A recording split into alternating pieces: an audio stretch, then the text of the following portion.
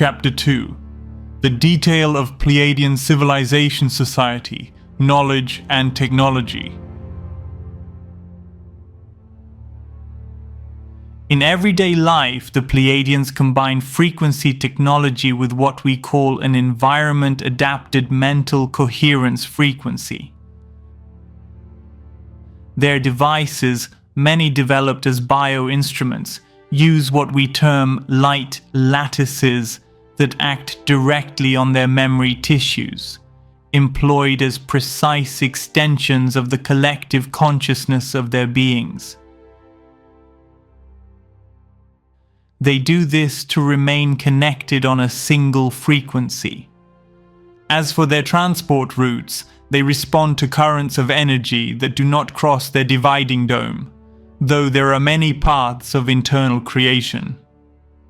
These are applied as pulses throughout their society.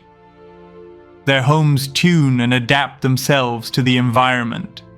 They maintain large orchards that also function as self-regulating, light-emitting geometries that modulate minerals and purify water.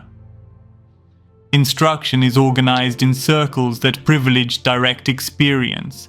Accordingly, this is prioritized from childhood. This symbiosis seems more a spiritual technique and is evidenced in our database's historical record. Where others raise divisions, they appear to tune their harmony inwardly, and from there consider outward actions. Their diplomacy follows the same logic. They rarely call attention to themselves, yet when they do, their precision is extreme, at least in recent times. To human eyes they may seem cold, but deep within, their mission appears to be more about preventing contamination of processes in development and shedding the modifications they have suffered, both in their genetics and in their environment. For this reason, when they intervene, they do so in subtle layers, without forcing frequency adjustments. A Pleiadian leader would say they advocate a silence that prevents the escalation of a conflict. Errors, distance, and suspicion. The peace pact with the Anunnaki marked an era.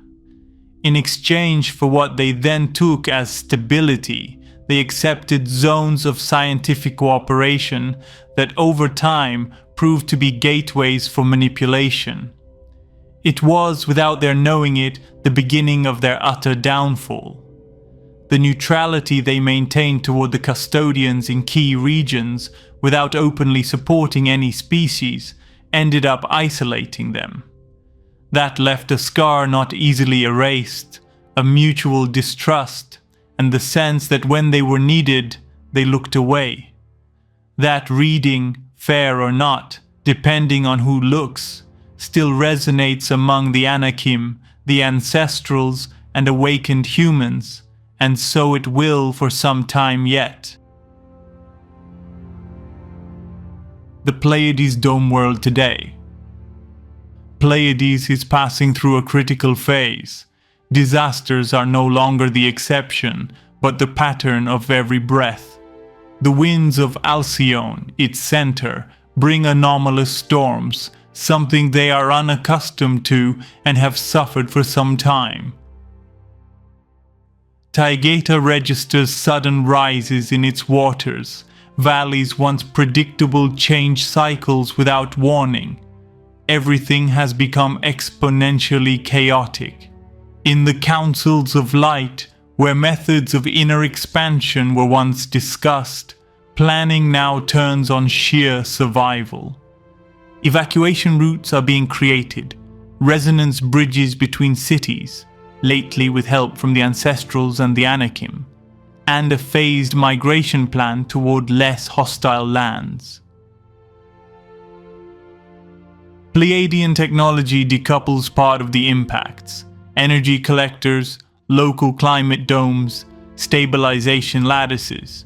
But all of it is temporary, and nothing seems able to halt the cycle of destruction implanted by ancient colonizers. The entire environment has been tampered with. A root-level solution is no longer possible within their circle, and the entire council knows it. In response, several giant races have offered support. Additional cargo platforms, the sharing of mineral knowledge, and the loan of advanced craft for crossing between worlds, some of them among the latest created under Cassiopean technology. Other Pleiadian contingents have been discreetly relocated to independent lands. One such territory known as Land der Ernüchterung, and it is rumored that small groups reached the lands of the clones, their current whereabouts unknown at the date of this report.